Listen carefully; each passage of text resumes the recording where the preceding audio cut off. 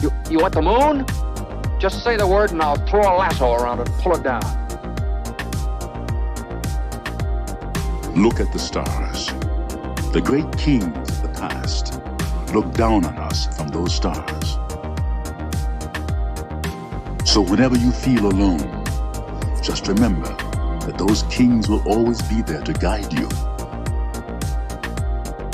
I don't think it is very useful to speculate on what God might or might not be able to do. Rather, we should examine what he actually does with the universe we live in. We are all explorers, driven to know what's over the horizon. The most profound discoveries are not necessarily beyond that next star. They're within us, woven into the threads that bind us.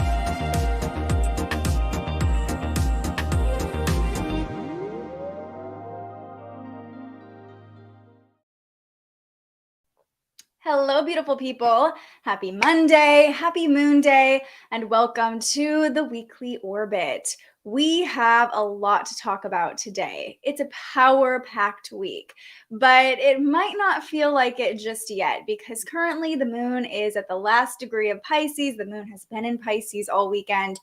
And if we know anything about a Pisces moon, it's that it makes us very sleepy and sensitive. But right around 6 p.m. tonight, Pacific time, of course, the moon moves into Aries and things start heating up. So we'll take you through the week's forecast. If you are finding this video later, I'll add markers to the timeline so you can jump to whichever day of the week that you are looking for guidance on. And if you are live here with me, say hello in the chat. Let me know how the energy is feeling for you and maybe what you're most excited for this week ahead. Of course, we have the Aries Solar Eclipse on Wednesday night or Thursday morning, depending on where you live. Then Taurus season begins not long after that eclipse. And then at the end of the week, Mercury stations retrograde. So this is a great time, a great moment to get a check on the current energy. The moon is almost in Aries, but by the time we end this live stream, by the time you find this video, if you're watching it later, the moon will likely be in Aries. I want to get a current check on the energy, more so though, to talk about the fact that we are in Mercury's shadow period. We've been in Mercury's shadow period since last week, I believe since about April 7th. So if you've been noticing any tech glitches, communication issues, that's just the beginning. And any issues that have popped up over the past week or so will likely be revisited during Mercury's retrograde from this Friday until, I think, May 14th. I'll double check that when we chat about Mercury retrograde in a second. But in general, right now, we're at the end of Aries season. It's the last week of Aries season. And Aries season has been about starting fresh, pressing that restart button.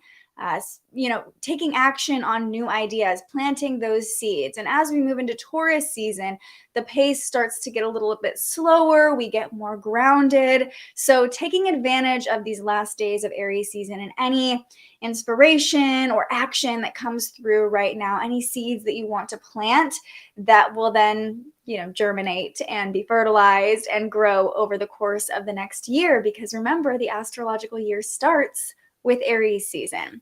All right, but let's get into our forecast, starting with today, starting with Moon Day.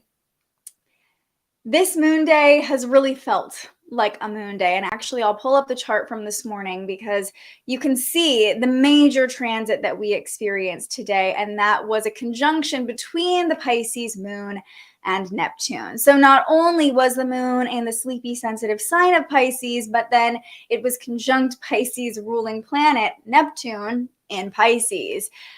Definitely a day for fogginess, sleepiness, maybe taking an afternoon nap. You might have felt more emotionally sensitive or even just tired. Pisces is the last sign of the zodiac. It's the sign associated with our dream state, and Neptune is the planet of dreams. So daydreaming, also a possibility today. It's just been a really slow, sweet start to the week, but it might have felt a little confusing and cloudy too. And this is only compounded by the fact that we are in the waning crescent phase of the moon. And so this is pretty much the last phase before a new moon, a time of surrender, a time of release. And with the waning crescent moon in Pisces, it's just an opportunity to completely surrender, to let it all go, let it all be washed away. Cleansing is a powerful practice with the waning crescent moon in Pisces. Doing an energetic cleanse, physically clearing your space. We're getting ready to enter the dark moon tonight. So it's really a time of slowing down, resting, being still. And you'll notice for the Monday forecast, for the moon day forecast, the theme is really like tiredness and stillness, because after the moon was conjunct Neptune, right around noon Pacific time, it went void for the rest of the afternoon until it moves into Aries in about an hour here. So the void moon is just a dampening, a diffusion of the energy, if you will, inviting us to take it easy, tie up loose ends, rest, go slow, not to start anything new. So if you had a slow Monday, that might be why. And if you are being hard on yourself for having a slow Monday, just know that it was really written into the forecast. But at 6 p.m., 6:10 p.m. to be exact, Pacific time, the moon will move into Aries. And what's happening right now, pretty much any time a planet moves into a new sign, is that it's going to immediately connect with Pluto, because Pluto, yes, is still hanging out at 0 degrees. And Pluto will be at 0 degrees until June, for a while. We talked about this right when Pluto moved into Aquarius, but the fact that everyone is talking about AI right now is just like, we knew this was going to happen, but it's kind of wild how much attention AI is getting as soon as Pluto has moved into Aquarius. But I digress. Right when the moon moves into Aries, it'll form a sextile to Pluto at 0 degrees. So every planetary transition over the next couple months is going to feel more intense because, well, almost every planetary transition, I should say. But that's because these planets, the moon, the sun, any planet that's changing signs, they're going to immediately connect with Pluto at 0 degrees. And Pluto is the planet of intensity, the planet of death and rebirth. So transitions are going to feel kind of powerful, especially when we have the moon moving into the very powerful energetic sign of Aries and immediately connecting with Pluto. It's like, whoa, bam, here we go. Aries moon, we're coming into eclipse season hot.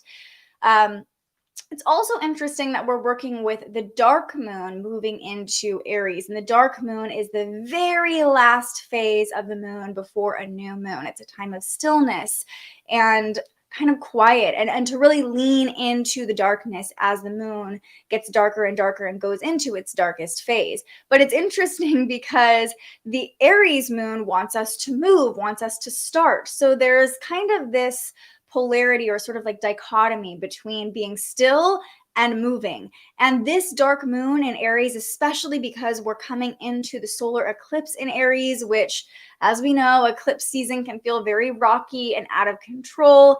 You might feel some anxiety coming up over the next couple of days with the dark moon in Aries, because our body, the moon, our emotions want to be still. But being in the sign of Aries, there's this feeling of wanting to move our body. The best way I can think to work with the dark moon in Aries is to find release through movement, maybe even some gentle movement. But if you're feeling any sort of anxiety, full permission to just move your body. It's not necessarily movement like working towards a goal, working out really hard to, lose this much weight or to bench press this many pounds. Simply moving our body to release any stagnant or stored energy could feel really, really cathartic. Especially under the dark moon, movement under the dark moon in Aries can be a way of further surrendering, further releasing, further letting go, and almost finding stillness after movement. It's like if you've ever done a really intense yoga class and then you end in savasana, in stillness. You can find the bliss of stillness after moving your body. So you can think of the dark moon in Aries that way. You might need to push some energy out and purge it in order to find the stillness of the dark moon. But yes, right around 6, 7 p.m. tonight Pacific time is probably going to feel very powerful with the Aries moon connecting with Pluto. And Pluto is the planet of darkness. So really inviting us to dive into our own darkness and dive into the darkness of the dark moon. It might also be a matter of sort of shining light on fears or limiting beliefs or doubts or anything that's been kind of hiding in the shadows that still wants to be purged in this cycle might come up in a rather intense way tonight as the moon is connecting with Pluto. It's like, hey, there was still something hiding down there. We got to clear that out before eclipse season. So that could be coming up for you tonight as well. Nikki's here and says, yeah, definitely feeling eclipse. Last weekend was a doozy, very intense. Yeah, the Pisces moon really kicked my butt this weekend and even this morning. I mean, on Sunday, I was down. I was sleeping most of the day. I would like wake up to eat and that was it. And that's just not typical for me. But the Pisces moon was, at least for me, it was coming in strong. And I think it's also a great point as we head into this eclipse, which we will talk about a little bit more, to take a look at where Aries ends in your chart. Because we're coming into the end of Aries season. This eclipse will be at the last degree of Aries. So where does Aries end in your chart? What house does it end in? There's probably a lot of themes coming up for you in that area of your life. So this could be a good time as you're listening to the forecast to just pull out a copy of your birth chart. You can always get a copy for free on my website. Just scan the QR code or head to thespiritualjournalist.com/birth chart. And see, where does Aries end? What house is it in? And maybe just take a moment to reflect on what has come up for you over the past couple weeks. It's so wild to me that you're on your lunch break, Rose, but Rose is in Hawaii, so it's still the middle of the day for you. I'm glad you're here. Okay, let's move on to our Tuesday forecast, our Mars Day forecast. We do have a major planetary connection on Tuesday. It'll be very, very late at night, Tuesday night, though, 11:26 p.m. Pacific time, so it might be Wednesday morning, depending on where you live. We've been feeling this for a while, though, because it's Saturn forming a sextile to the North Node. So this has been transiting in the background. We've been feeling the effects of this transit for, I don't know, about a week or so. It's going to be exact tomorrow night. So we're feeling this energy long term. Let's just feel into it for a second. So Saturn is at 4 degrees in Pisces now, the North and South nodes at 4 degrees of Taurus and Scorpio respectively. And with Saturn connecting with both the North and South nodes, remember these are called the nodes of fate. They're referred to as the nodes of fate.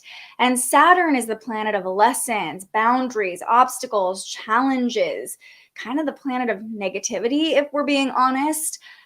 This is a powerful moment to assess any challenges or obstacles that are coming up for you. And with Saturn and Pisces, there is this inherent element of trusting in whatever roadblocks are coming up. As Saturn connects with the nodes of fate, we can really trust that any obstacles in our path right now, any difficult decisions we're having to make, or difficult lessons we're having to learn, are really leading us towards our path of highest good. If we lean into the challenges, we're able to make progress towards our personal and collective evolution in this lifetime. Now, Saturn is also forming a trine at the same time to the South node. So this is big releasing energy. And anything that's falling away, any obstacles that are sort of pushing people out or ending situations are meant to fall away. And that should be happening without you really even trying. If people are exiting, if resources or situations in your life are sort of falling to the wayside, Saturn connecting with the North and South nodes is that reminder that let them go. Let these people, these situations, these things go. It's meant to be released right now so you can make space for the direction you're really meant to head and the lessons that you are supposed to be learning right now. Wow. Nikki says, I cut someone out of my life on Saturday night. I feel free of this. And Saturn was connecting to the North and South nodes still, since about last week. So reflecting right now, maybe in the next couple of days, a situation like that happens. I know a close friend of mine just had to cut ties with some potential business partners, and definitely a difficult decision, but also I think it's helpful, not that this is particularly in the forecast for this specific transit, but knowing that you're not alone. Saturn is in Pisces after all, the sign of oneness, the sign of collective consciousness. So you're not alone if you're dealing with obstacles or difficulties, but really leaning into trust, especially as we head into eclipse season. Saturn will still be making these connections to the nodes of fate during the eclipse. So if the energy feels tense or even confusing with Saturn in the cloudy sign of Pisces, remember, what's unfolding now, what's happening now is truly supporting our evolution, even if it feels challenging or difficult in the moment. We've got this. We've got this. And then on Tuesday, the moon in Aries makes a few different connections. Remember, this is the dark moon, so it's all about surrendering, releasing, and finding stillness, but you might have to move some energy through you before you can get to that point of stillness. It's pretty natural to be feeling anxious right now. Again, Mercury shadow period. We're coming into eclipse season. We start our Mars day, our Tuesday, though, with a beautiful sextile between the moon and Venus. This is that invitation to lean into love, to lean into pleasure, to lean into feeling good. And with Venus and Gemini, you might find yourself leaning into interactions with other people that feel really good, that feel reciprocal and balanced, like there's this nice give and take there.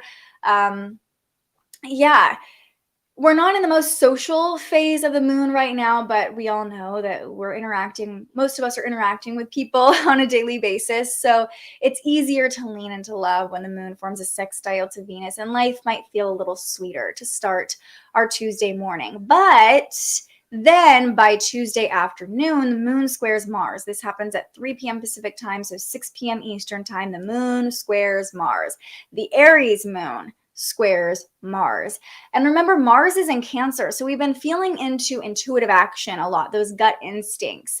However, it could be all too easy to impulsively react when the moon squares Mars, to act on those instincts, to act on those animal instincts, maybe anger or just those primal emotions that can come up.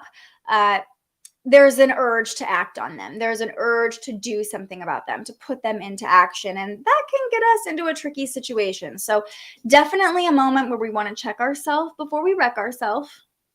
And noticing if we're feeling impulsive.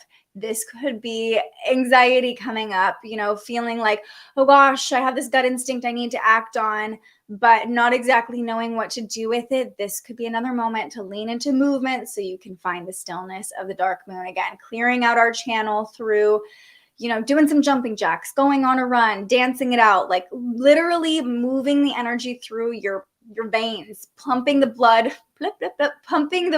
through your body to kind of reset your system. Could be a great way to work with the moon squaring Mars. If you're needing to do some exercise, doing it tomorrow afternoon, tomorrow evening will feel very natural, a nice way to use this 10th square between the moon and Mars.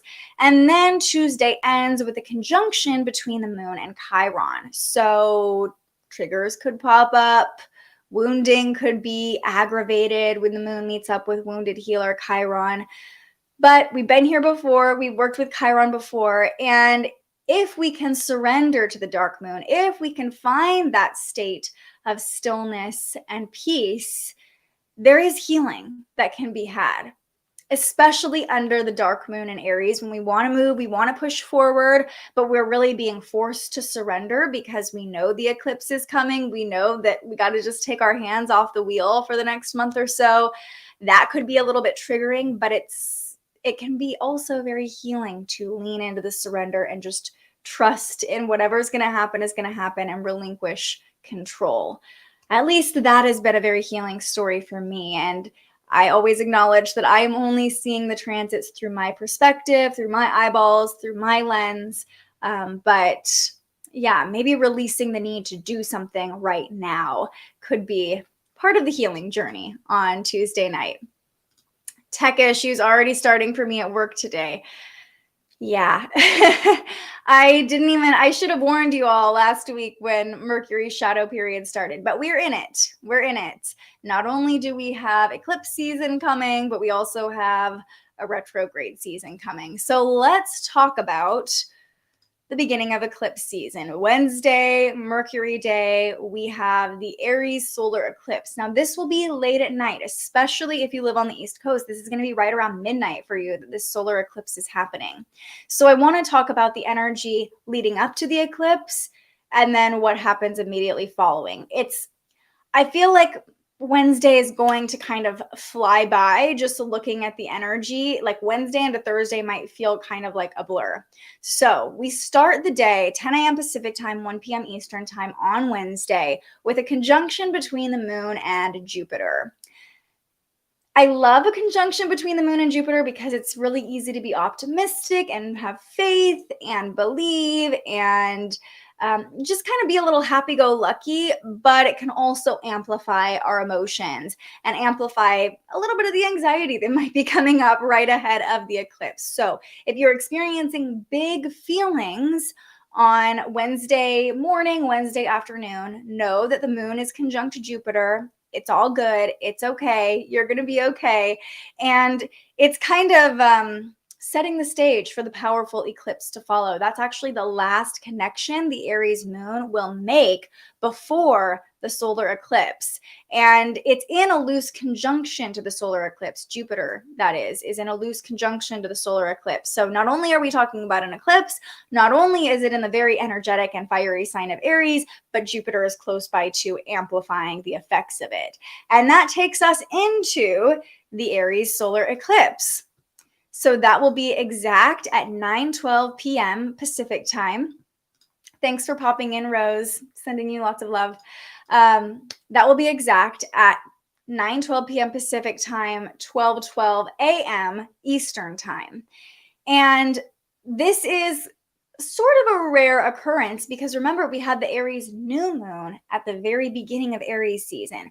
In the last hours of Aries season, we now have an Aries solar eclipse where the moon and sun are meeting at 29 degrees of Aries. If you're new here, maybe you haven't heard about the 29th degree, but if you are a regular member of our community, you know we talk about the 29th degree, the anaretic degree all the time. The 29th degree, the last degree of a sign, can bring a restless energy. Like we have the culmination of all the energy as the moon and sun have moved through Aries, and we're just like ready to get on to Taurus season. We're ready for the moon to move into Taurus. We're ready for the sun to move into Taurus. It's just kind of the energy of like, let's get on with it already, especially with this happening in Aries, which can be a very impatient energy. So impatience on Wednesday night, that could definitely pop up for us. All in all, Aries season is just going out with a bang. I mean, what a powerful way to end this season with a solar eclipse. It's going to sort of add fuel to the fire of the intentions that we set at the beginning of Aries season. Because remember, the beginning of Aries season was the beginning of the astrological new year. So many of us were planting seeds, were setting intentions, not just for this season, but for the entire astrological year, for spring, for the year ahead. With another new moon, a solar eclipse in Aries at the end of Aries season, it's sort of this opportunity to like gas up those intentions, if that makes sense, to add some heat to those intentions, to revisit whatever ritual you did, whatever intentions you set under the new moon in Aries, and then make some adjustments, maybe make them bigger with Jupiter very close by.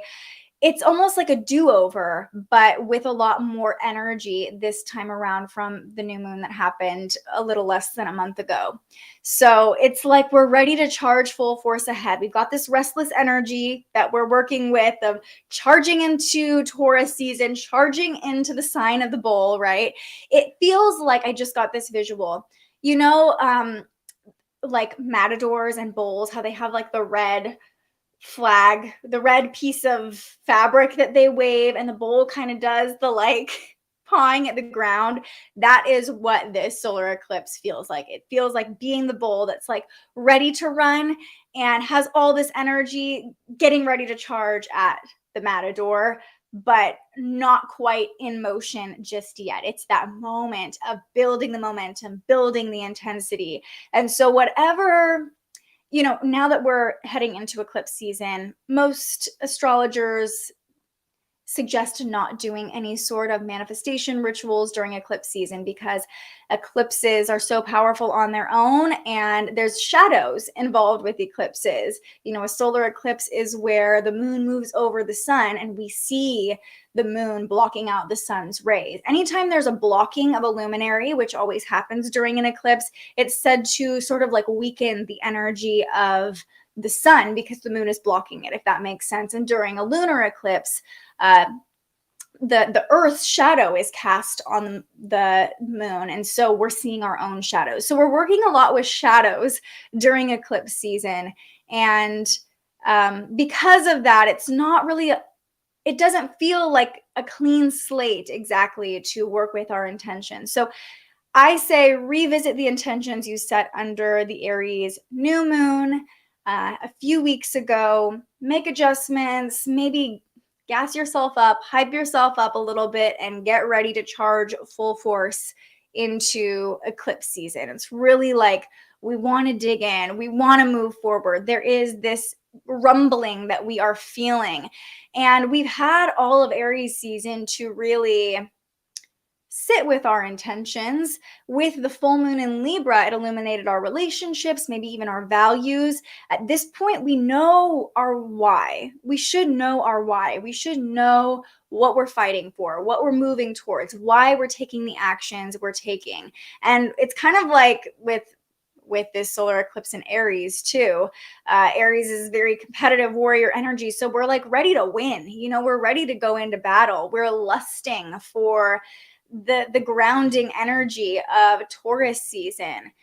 It's almost like we are running into battle, but we're already thinking about what it'll be like to come home to, the warm embrace of our bed, of our partner, of Taurus season. There's a lot of analogies I could give. You all know I'm really big on visualizations and analogies, but just know that it's going to be a lot of energy on Wednesday. And then not 15 minutes after the solar eclipse in Aries, the moon moves into Taurus. So this will feel like a new moon in Taurus, and it'll be an immediate like grounding energy. It might even feel like you kind of hit the ground hard after that solar eclipse. The new moon in Taurus is really an invitation to come back to our values, come back to our resources, to slow down and sort of assess, what are we working with? What's already come up during this solar eclipse in Aries?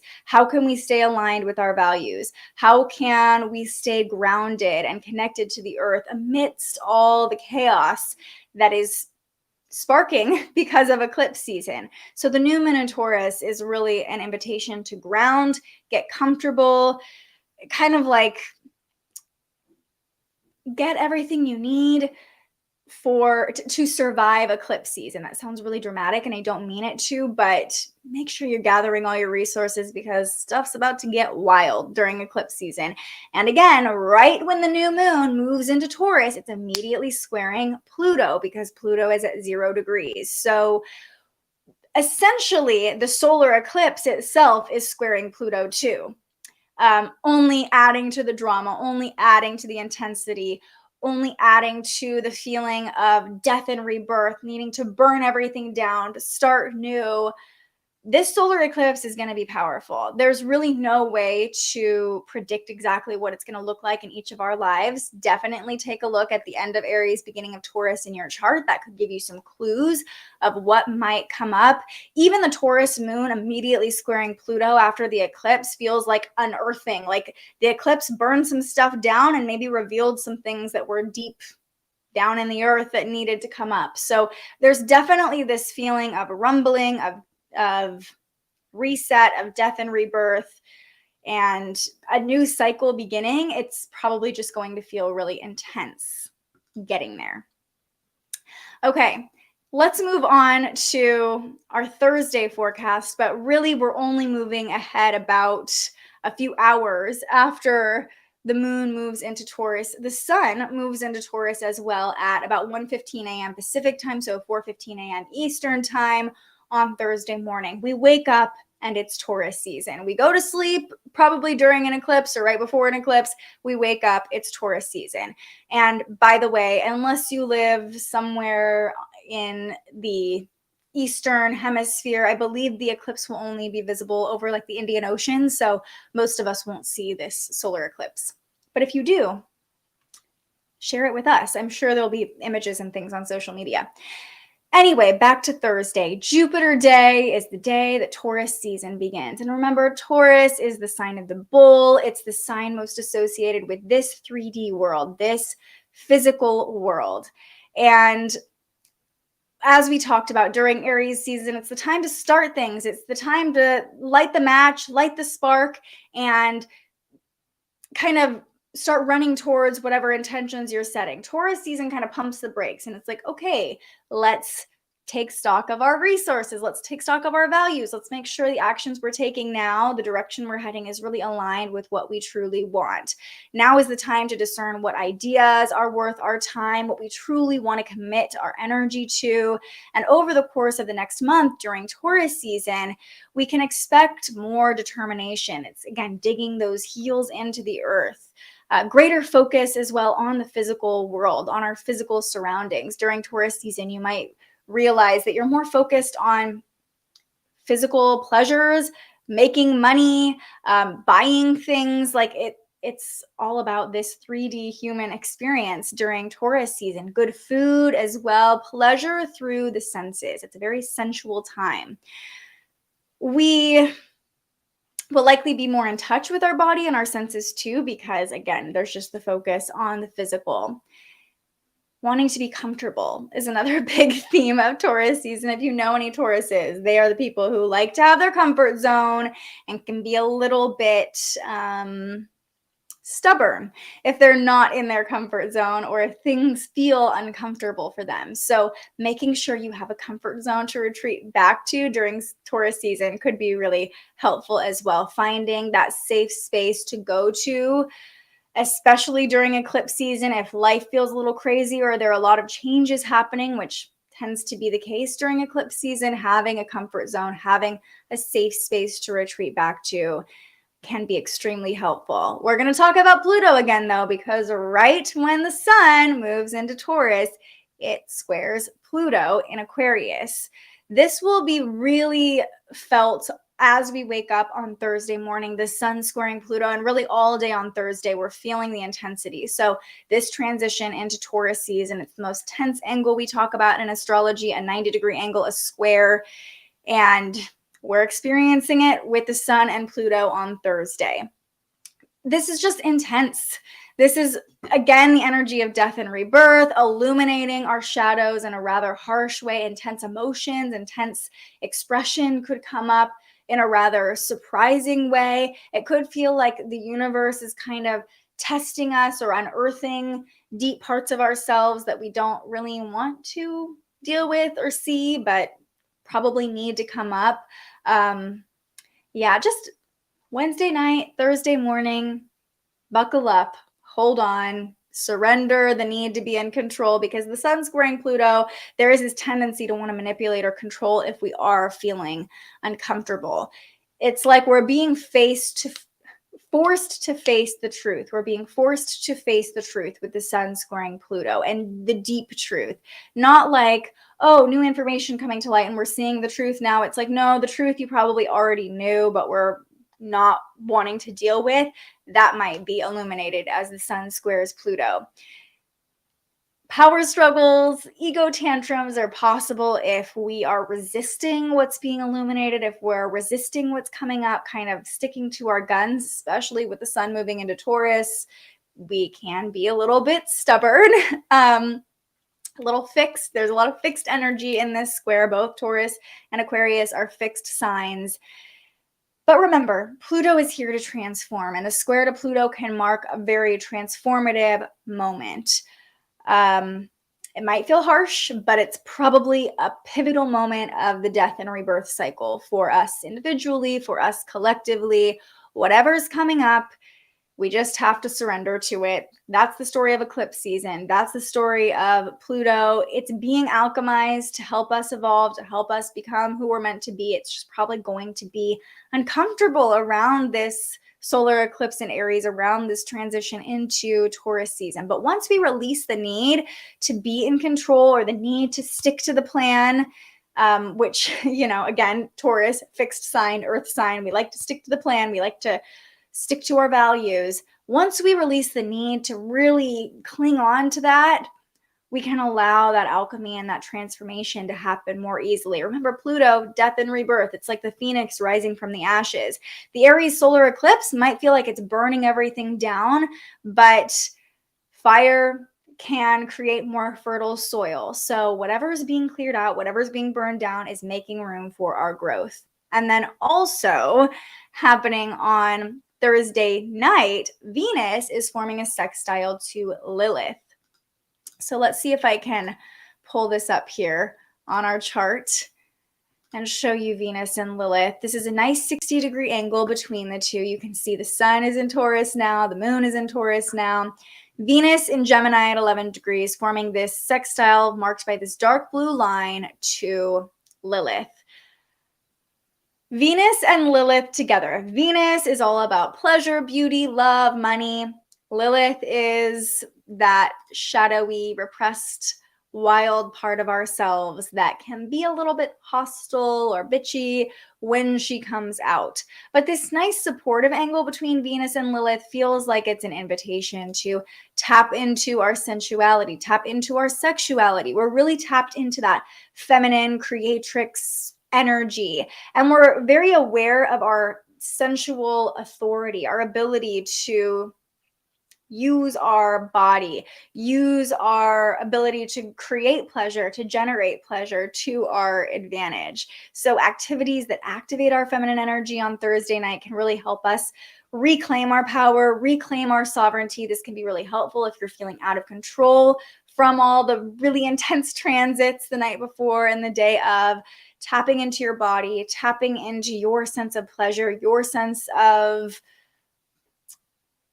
I don't want to say joy. Joy is not the right word, but joy could be helpful. But just tapping into your body's power, tapping into your sexuality could be a way to kind of reclaim control and sovereignty. You might even feel like displaying it a little bit with Lilith and Leo, like putting your sensual prowess on display on Thursday night. The sun should still be at 0 degrees of Taurus too, and the 0 degree is this eagerness. So we're very eager to be sensual, to feel physical pleasure on Thursday. And also on Thursday, we have the moon moving through Taurus, the waxing crescent moon. So we're starting to be very practical and strategic and grounded as we plan and prepare for the cycle ahead. It's interesting because the waxing crescent phase, again, is a time of planning, preparing, getting things in order to take action. But during an eclipse cycle, we can still follow these same phases, but we're just not as in control as in, we're never really in control, are we? But it's not quite as cut and dry as a normal moon cycle. So the waxing crescent moon in Taurus, I think the best way we can sort of plan and prepare and get ready for what's to come is to just stay grounded, stay rooted, go actually ground, put your feet on the earth if you can, come back to your values, really get rooted in what's important to you. So if things get a little wonky or a little wild, you have that centered, grounded place to come back to. On Thursday morning, the moon will connect with Saturn and the nodes of fate, the north and south nodes. It'll be conjunct the north node, actually. So coming back to the lessons we're learning, sort of illuminating the path ahead, moving in the right direction. It feels like by Thursday, coming out of this eclipse, it's like, okay, whatever's being illuminated right now really is pushing us in the direction of the highest good, even if it feels hard, even if it feels uncomfortable in the moment. Then the moon goes quiet for most of the day until Thursday evening, when the moon squares Lilith. This is right around the same time that Lilith is connecting with Venus.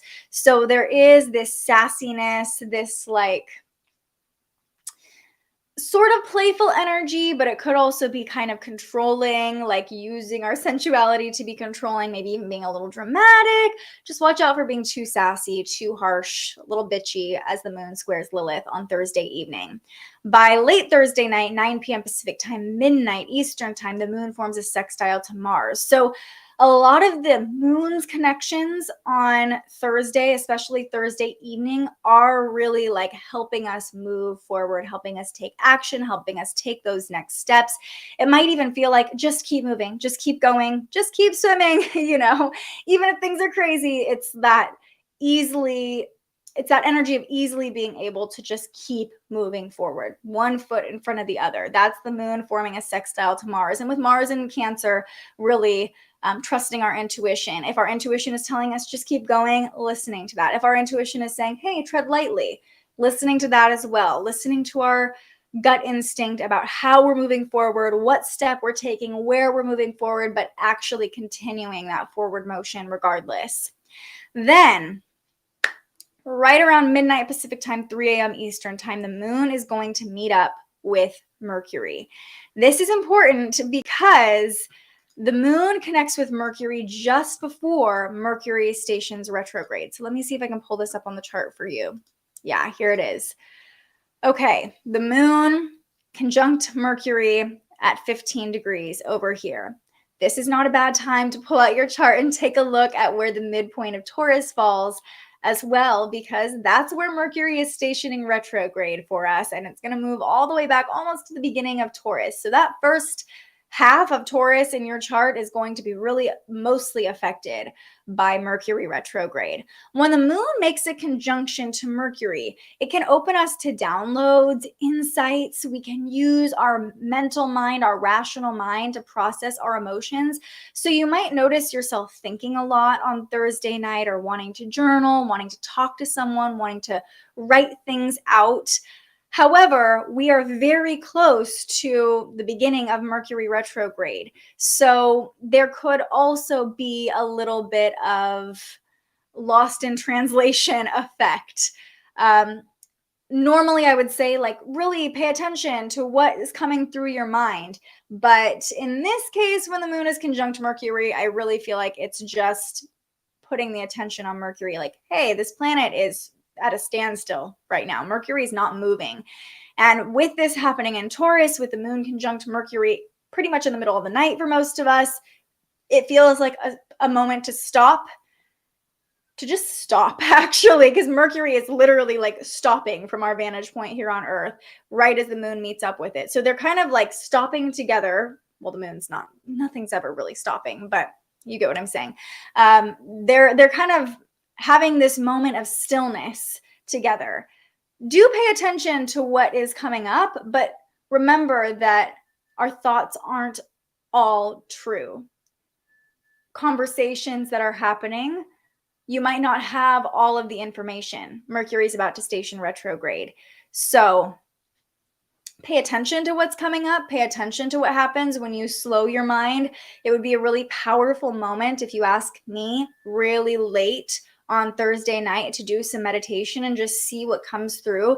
But again, that doesn't mean you immediately need to like take action on whatever comes through, or believe that you've got it all figured out, unless you really like know, oh, this is the missing piece that's coming in. Just pay attention. Take a moment to slow down and pay attention to your thoughts. And that brings us into Friday's forecast, Venus Day, which is when Mercury stations retrograde. But really quickly, what's everyone saying in the chat? Yes, not a good time to do business ventures on the eclipse. I would say get your ducks in a row this week before the eclipse, the next couple days, and just see what else is sort of shuffled around or shifted for you, because eclipse season often shakes things up, but it's doing so to illuminate where we're supposed to be going, to reveal what's been hiding.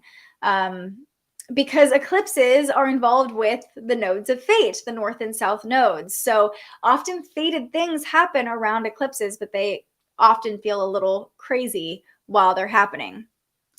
Montreal had an ice storm before eclipse season. Seems like I feel it a month in advance. Yeah, well, wild weather, I mean, with Uranus and Taurus has just been the story. But yeah, we're in that shadow period of Mercury, of eclipses. We're starting to feel it for sure. Hi, Diane. Very excited for this eclipse, Diane says. Thinking this will be bringing good things. Headed toward my Jupiter return on Saturday. Fated moments around eclipses. So eclipses aren't all bad. I know, they kind of get this bad rap for like, don't manifest around eclipses. But it's more a matter of just letting the universe do what the universe needs to do. This period where we take a break from actively trying to force things and make things happen and just see how God, Spirit, Goddess, Universe is going to shake things up to let us align them again in a way that's for our best and highest. It's like, I don't know, it's like shaking up the pieces of a puzzle so we can redo the puzzle or something. But yeah, I'm excited. I'm excited for you. And I love this mindset going in. Like, I'm excited for what is going to shake up. I'm excited for what's coming. I'm excited for what the universe is bringing me, rather than being in a state of like, oh my gosh, what's going to happen from the eclipses? I'm so scared. Is something bad going to happen? Remember, your thoughts are a frequency. You putting out positive things is going to bring positive back to you. If you're in a state of fear, then eclipse season might be more intense for you because your environment, your experience is going to be a reflection of your internal state. So I love this, Diane. Thank you for reminding us to just get excited, surrender to whatever is going to come. Mercury stationing retrograde for you in the 5th house. I kind of love this vibe, Elena, because it's like throwback vibes, like doing, remember Mercury retrograde, as we start talking about Mercury retrograde on Friday now, is a retrograde is a time to revise, revisit, review, correct course a little bit. And so Elena, working with Mercury retrograde in your 5th house might look like doing something that you used to do for fun, revisiting an old game you used to play, or creative activity you used to do, or something that you used to be passionate about. That could be a really fun way for you to work with Mercury retrograde in your 5th house, specifically. So anybody who has Mercury stationing retrograde in their 5th house, do something you used to do as a kid. In general, though, Mercury retrograde, it's the most notorious transit in astrology right now, at least. Kind of dread it. If you are a Virgo rising or a Gemini rising like me, congratulations, because Mercury retrograde tends to hit us a little bit harder. This is also a time to take a look at your birth chart and see if you were born during a Mercury retrograde, because if you were, you might actually feel a little more comfortable during a Mercury retrograde. But if you were born Mercury direct, Mercury retrograde is a time where some communication issues, some travel issues can happen, because Mercury is the planet of our mindset, our thoughts, our words, how we communicate, short-term travel. And it likes to move very quickly. It's the fastest moving planet in the solar system. So as Mercury stations retrograde, essentially what is happening is the positioning of the Earth and Mercury. It looks from our vantage point like Mercury stops and slows down and starts moving backwards for the next couple weeks. And in general, it's just a time for all of us to slow down our thought process, slow down the plans that we've set in motion. Double check you're crossing all your T's, dotting all your I's, making sure you're sending that text to the right person, making sure that you selected the right dates when you're booking that flight or making that trip or making that appointment. Just really being mindful about how you're communicating, watching your thoughts, watching your words, like even how you're communicating to yourself. This is a time to review. What does your internal dialogue sound like? What does your external dialogue sound like? How are you communicating? Now, especially with Mercury retrograde in Taurus, it could be like we're reviewing facts or we're reviewing some ideas, some thoughts in order to make more sense of them, because Taurus is very practical, very grounded, very much linked to our values. We might even be reviewing our values, kind of recalibrating what's important to us at the beginning of Taurus season. This retrograde is an opportunity to review those values and assess what's no longer in alignment, because we've got that lunar eclipse in Scorpio coming up right in the middle of Taurus season.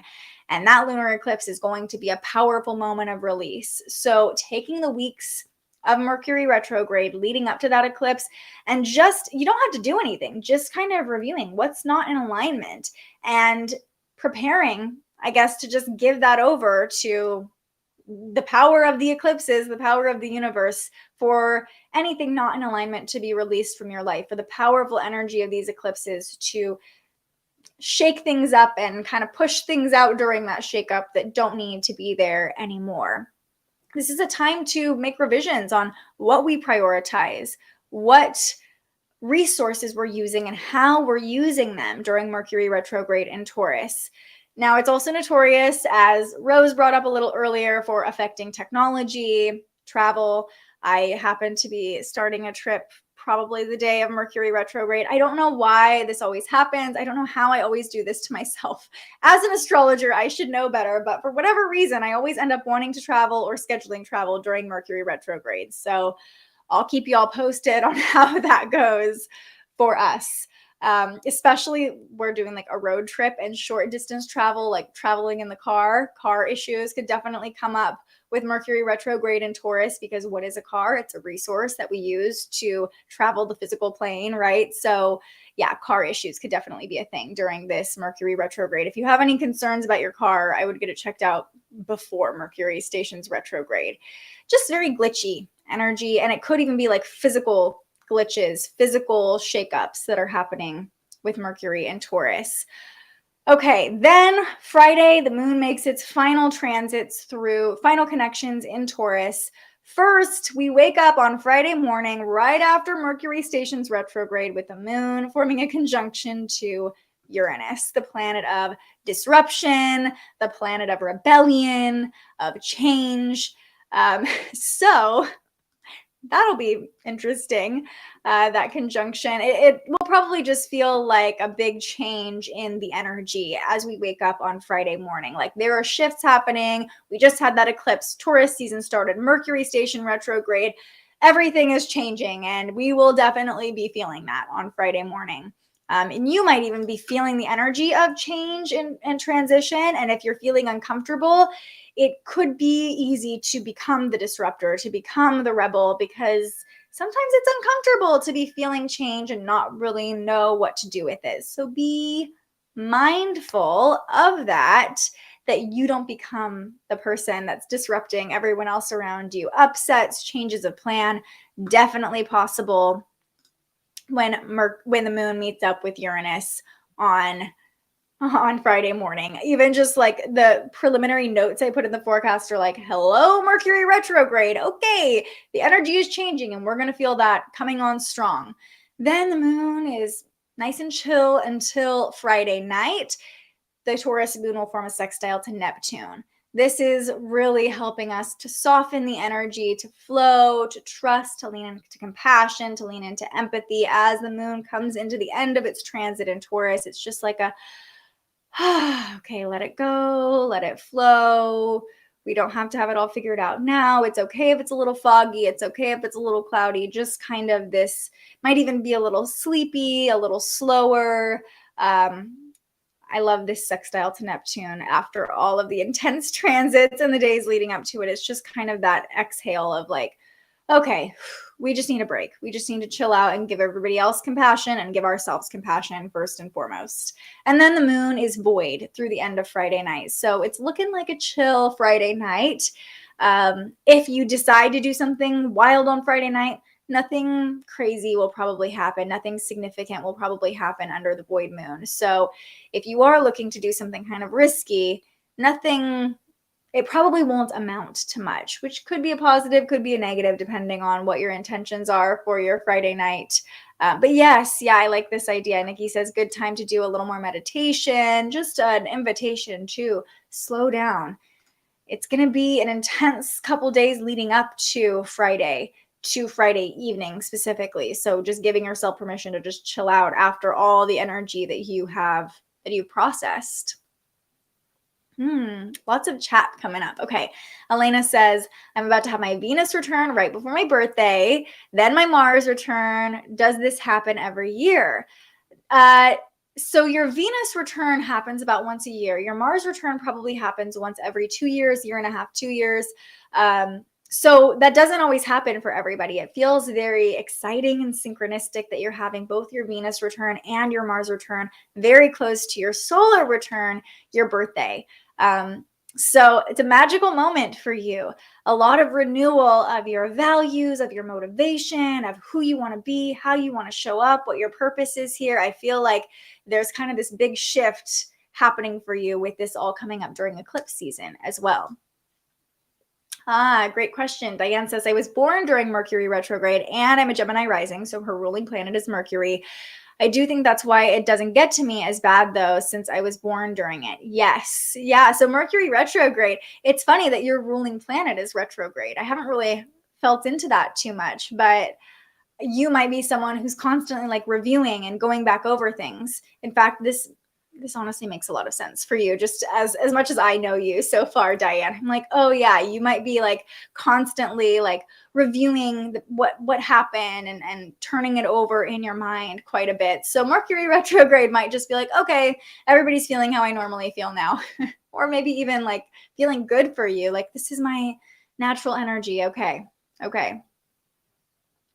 Yeah, no, those returns do not always fall close to each other. So I had my Venus return in August last year, and I haven't had my Mars return in forever. It was not in August. I don't remember when it was, but it was not in August. So very special for you. Hi, Nick. And Elena was also born during a Mercury retrograde. So even though it's eclipse season and retrograde season, I feel like there's a lot of magic happening for you specifically. I definitely feel eclipse season, even work gets quiet. That's nice. That's nice. A nice time to enjoy the spring. Hello, Rachel. It's been a minute. I'm so excited that you're here. She was at Aura Art. Beautiful. Great way to spend the last moments of the Pisces moon. I love that. Hello to you. There's also the Lyriads meteor shower this week. Look at that. Lots of magic happening all around us. Ooh, Venus return right before your birthday. Super powerful, super cool.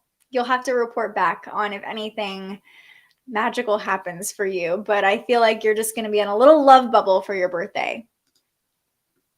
Okay, let's briefly chat about what's coming up this weekend. Lots of moon transits to talk about. The moon enters Gemini on Saturday morning. Earth Day is Saturday, right? April 22nd. And this is the waxing crescent moon in Gemini. So it's a very social energy for the weekend. Gemini is very chatty, very communicative. We'll probably want to talk about our emotions, probably want to talk about our experience with the eclipses, with Mercury retrograde. I feel like everybody's going to be talking about the eclipse, Mercury retrograde, and Taurus season this weekend, or just current events in general. Lots of chatty energy, wanting to be around other people, and also wanting to gather a little more data, a little more information with the waxing crescent moon in Gemini. Because remember, the waxing crescent moon is about planning and preparing. So not a traditional cycle because it's eclipse season, but like, how can we have conversations? Oh, this person knows this person, or this person has this resource. Resources are going to be a big theme of Taurus season. This person has this resource that's going to connect me to this thing, and it's going to plug in this piece over here. Great time for networking this weekend. Right when the moon moves into Gemini, you know what I'm going to say, it immediately connects with Pluto. But this time, the Gemini moon in an air sign makes a trine to Pluto in Aquarius, also an air sign. This is a balanced 120-degree angle. And this trine is allowing for transformation to just unfold, for deep realizations to kind of surface naturally. It's not going to be as abrupt as all the Pluto transits right during the eclipse. It's going to be like okay, rebirth is happening. These changes are unfolding. I'm not necessarily forcing them. I'm just letting it all play out. So that's, all of eclipse season. Surrender a little more, but it'll feel easier to surrender to that alchemy when the moon harmonizes with Pluto very early Saturday morning. Here's where things get a little dicey on Saturday. It is Saturn day after all. So the moon in Gemini is going to square Saturn in Pisces midday Saturday, 11 a.m. Pacific time. So that would be what, 2 p.m. Eastern time.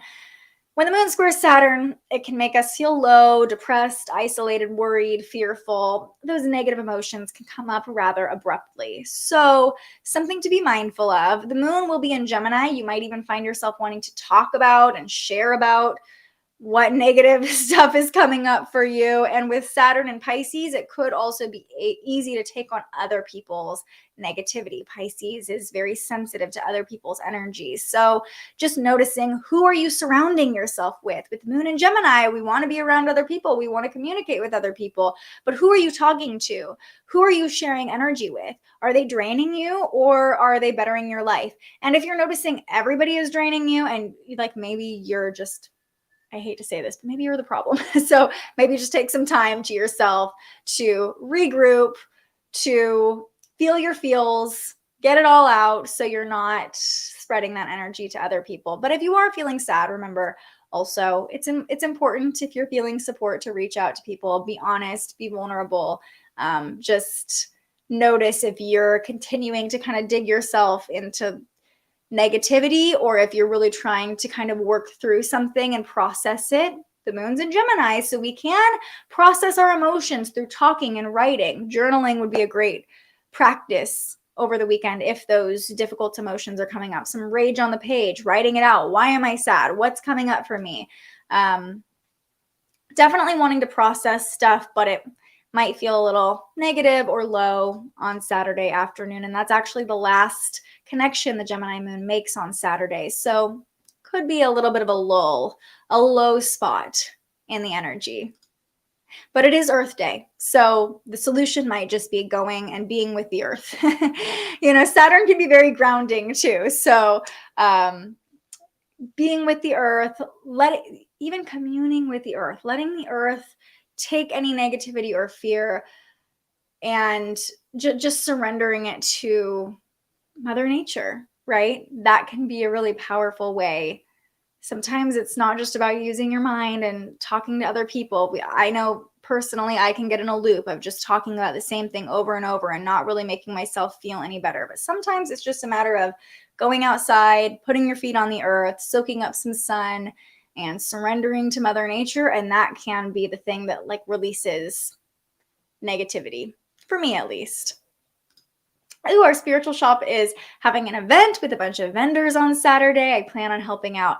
Now, I love that you brought this up because the moon squaring Saturn can also force us to step into a leadership role or an authority role or be responsible. So leadership would also be a great way to lean into the moon squaring Saturn, kind of forcing us to face our responsibilities. Sometimes that can feel icky, but if we're excited about it, if we're like, nope, I'm stepping up, hey, that's a great way to work with the moon squaring Saturn. Nikki says, I bought a bike on Mercury Retrograde. I had to take it to the bike shop within 2 weeks and it was fixed. That's funny. Yeah, maybe don't buy a car during Mercury Retrograde. Don't buy any mode of transportation if you can avoid it. Okay, and let's finish up our weekly forecast here with our Sunday. We have one more major transit to talk about. This is happening Sunday night. Mercury retrograde is forming a sextile to Mars. Okay, so what does this mean for us? We actually just experienced a sextile between Mercury and Mars on April 7th because Mercury is going to start moving backwards and kind of hit that same angle again. So here's what it looks like. Is it showing up? Let me see. We might have to jump forward a little bit. And there it is. Okay, Mercury and Mars at 14 degrees. Mercury in Taurus, Mars in Cancer. Mercury and Mars, when they connect like this, can really give us a lot of mental energy. But with Mercury retrograde, that energy might be directed towards the past, reviewing, revisiting things, revising things. And there's a surge of going back, which could be a little overwhelming, but luckily this is a nice supportive angle. So it's a chance to review any ideas or actions that you took the last time Mercury and Mars made this connection, this sextile, around April 7th. Were there any ideas that were sparked or actions you took? You might be forced to review those things with Mercury now retrograde, or you could intentionally revisit those things and see, are there any adjustments that need to be made, any revisions that need to be made during Mercury retrograde, so that idea can continue manifesting, moving forward, or even the action can continue to stay aligned with our original vision. Because this is happening around 8 p.m. Pacific time, so 11 p.m. Eastern time, you might have an influx of mental energy late at night on Sunday night. And it could feel, again, like playing things over and over again in your brain with Mercury retrograde. So the moon will still be in Gemini. We're going to want to verbally process things. We're probably going to want to talk about things, but just be mindful of your words. Be mindful of not just, I don't know, it just feels like saying things over and over and over again, because we have a lot of energy and a lot of mental energy, and it can feel like we just want to get it out, but we might not be really getting anywhere. And just watch how you're communicating. Watch your words. It's, again, very easy to be misunderstood with Mercury retrograde. And conversations could definitely be emotionally driven with Mars in Cancer. If we're feeling any sort of like gut instinct or intuitive impulse, it's going to be hard not to express that, speak that, communicate that. So try to stay rooted in reality. Mercury and Taurus can really keep us in reality, which is nice, even during a Mercury retrograde. Just try not to be too stubborn or harsh at the same time. I could see this sextile between Mercury and retrograde and Mars kind of aggravating conversations, because Mars is the planet of aggravation, you know? And so if we're too stubborn, if we're too fixed with Mercury retrograde and Taurus, yeah, it could make for some tense or aggressive conversations. So permission to take a break if it feels like a conversation is just going back over the same thing. I think most of us have been there, right? Like being in an argument, being in a tense conversation with someone, and it just feels like you're saying the same thing over and over and over again. If you notice that happening on Sunday evening, just being like, Mercury's retrograde. Okay, we're probably not going to get anywhere right now. Let's just take a break, revisit this at a later time. And then let's chat about what's going on with the moon on Sunday. Only one connection from the Gemini moon, and that is a conjunction to Venus first thing in the morning on Sunday. So we'll be feeling that before all this mental activation really gets going that we just talked about. The moon conjunct Venus, 6 a.m. Pacific time, 9 a.m. Eastern time. It's just easy to have loving thoughts, loving conversations, feelings of pleasure can come through. It feels like we're starting the day in a really sweet mindset, a really loving mindset. But as the day goes on, we could start to feel a little bit of tension. And that's okay too. Everything is exactly as it's supposed to be. Everything's coming up for a purpose and for a reason.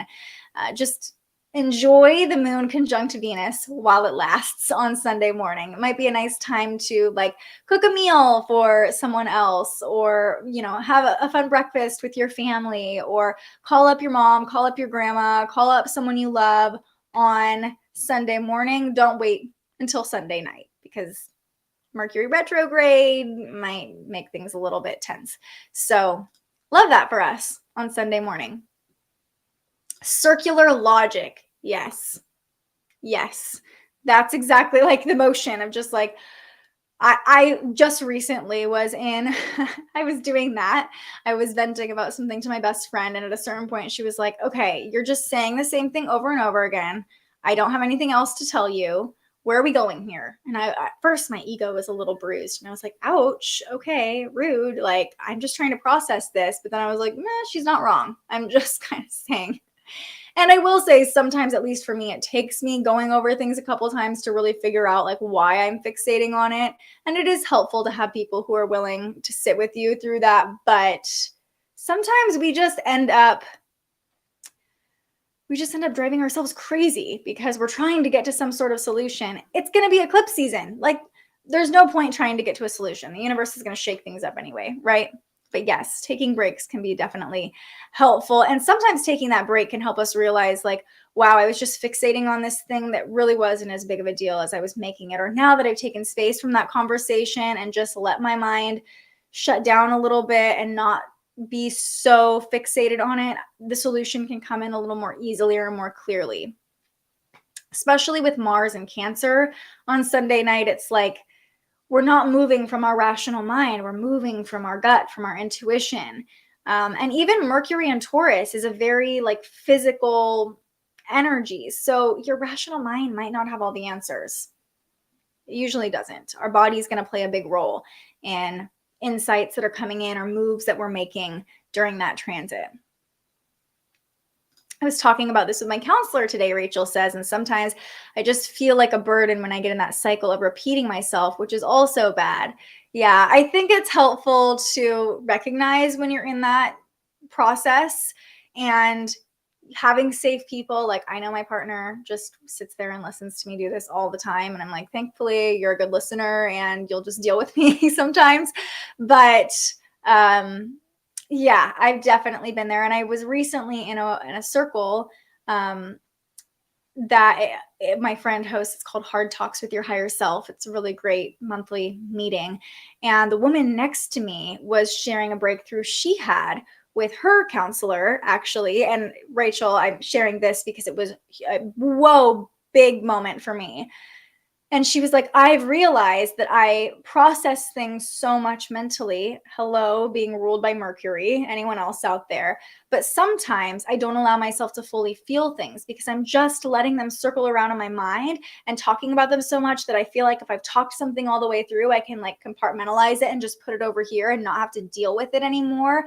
But part of emotionally processing things is letting ourselves fully feel them too.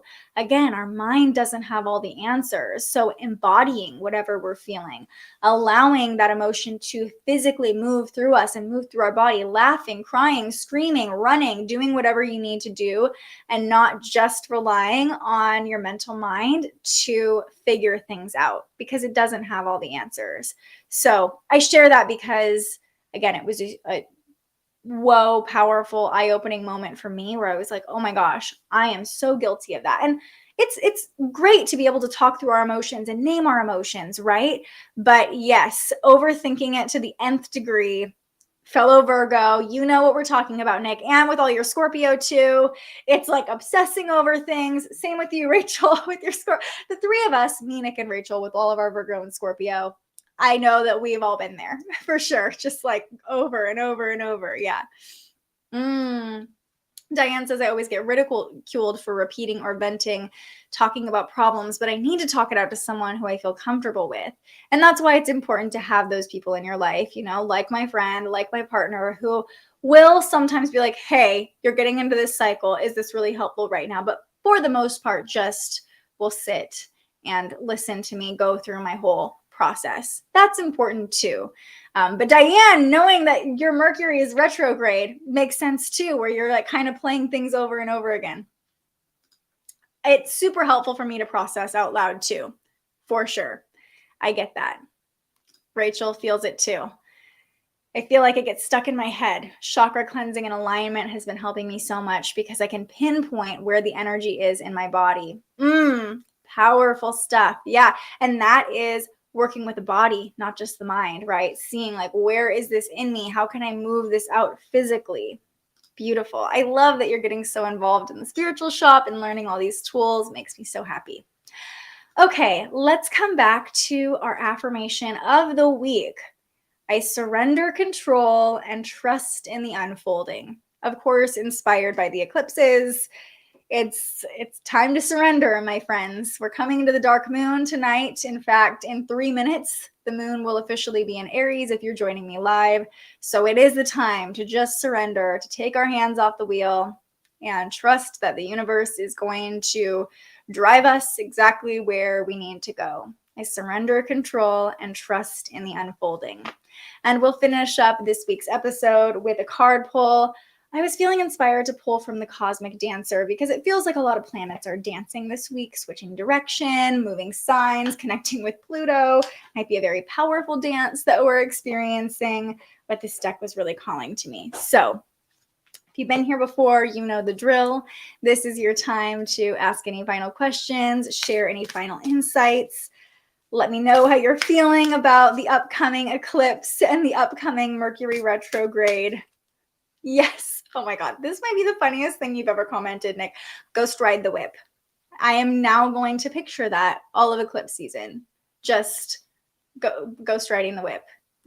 Getting out of the car, letting spirit drive the car where it needs to go. That's hilarious.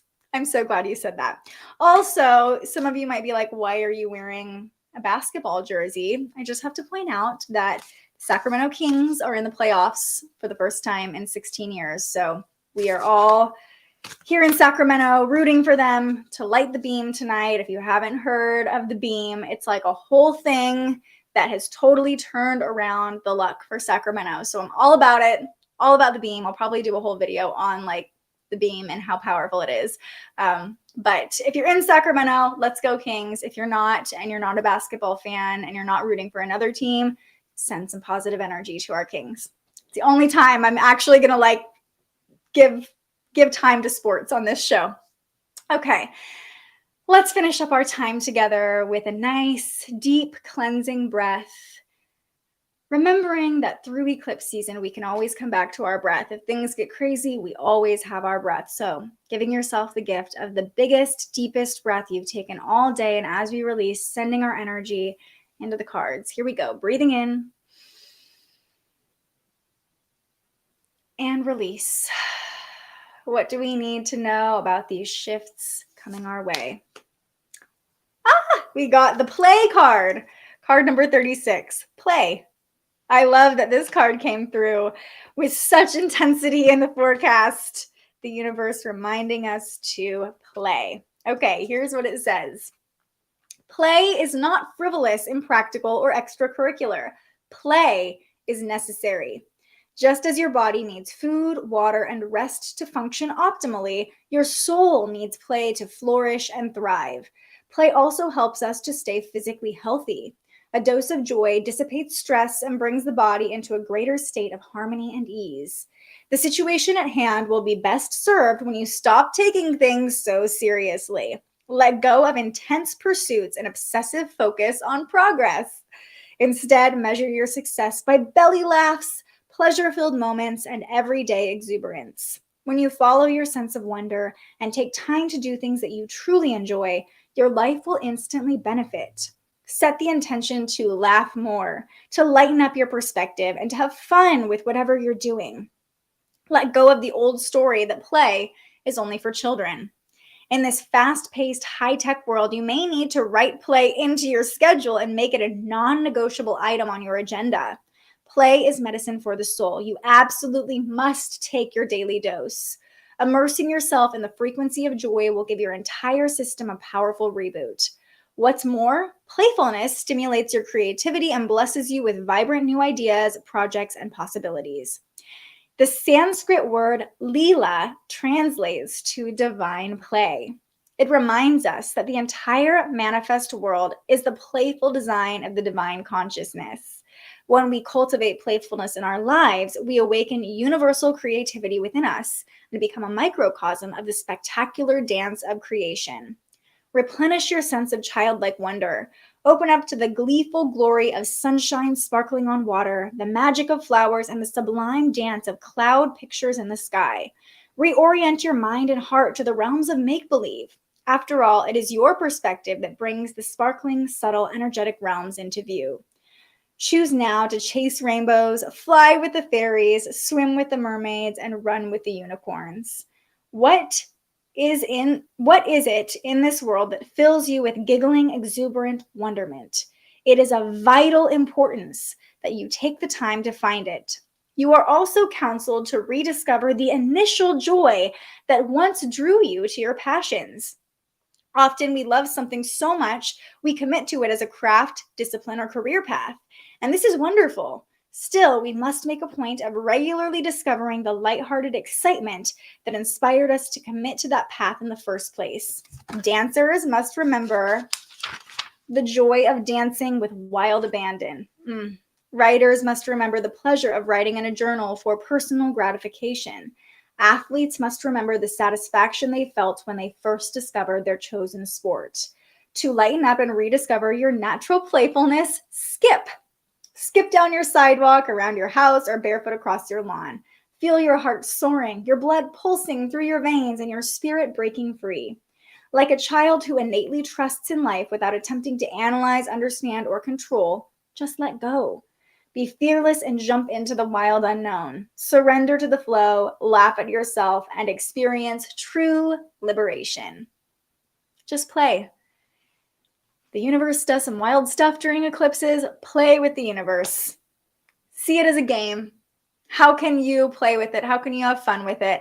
I mean, the whole time I was reading that, I just thought of Nick saying, ghost ride the whip. Like, this is the perfect example of like being playful about these eclipses. We're taking our hands off the wheel. Ghost ride the whip. Just have fun with it.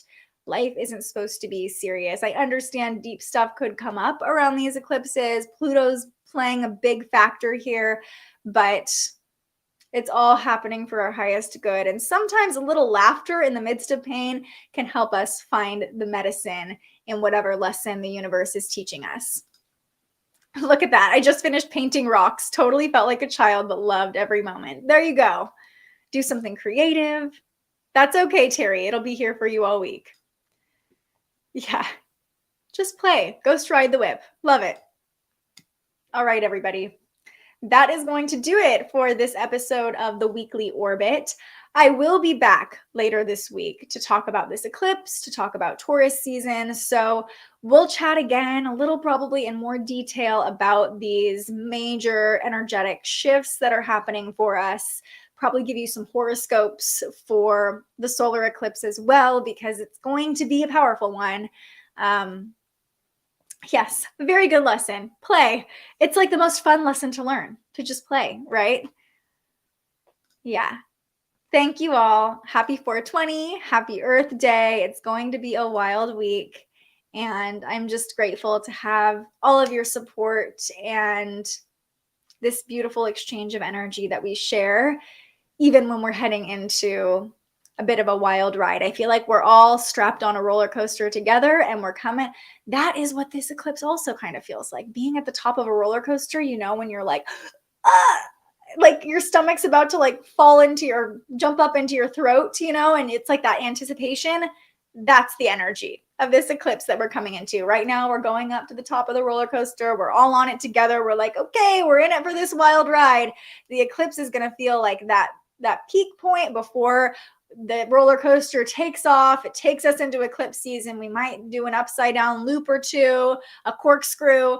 I don't know. It's going to be wild. We don't know what's coming, but we're all on this roller coaster together and we got this. Okay.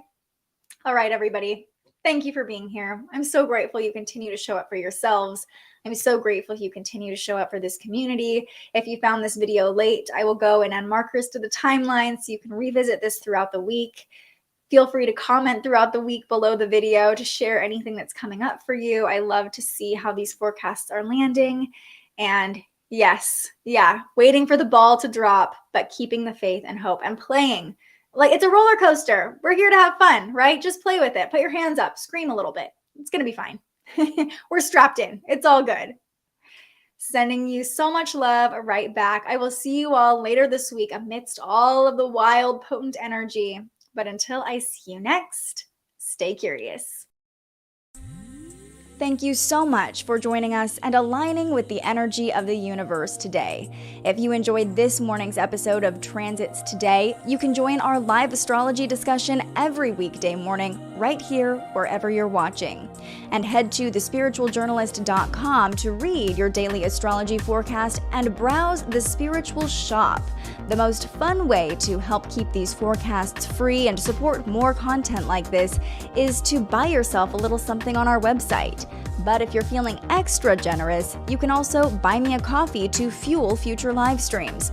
Just tap the link in the description or head to buymeacoffee.com and search The Spiritual Journalist. And speaking of, you can also tune in to The Spiritual Journalist, our weekly live interview where we ask our guests questions about everything from crystals and manifestation to mental health and the environment. Those conversations stream live right here wherever you're watching now every Tuesday. I'm so grateful you found us here, and I can't wait for our next conversation.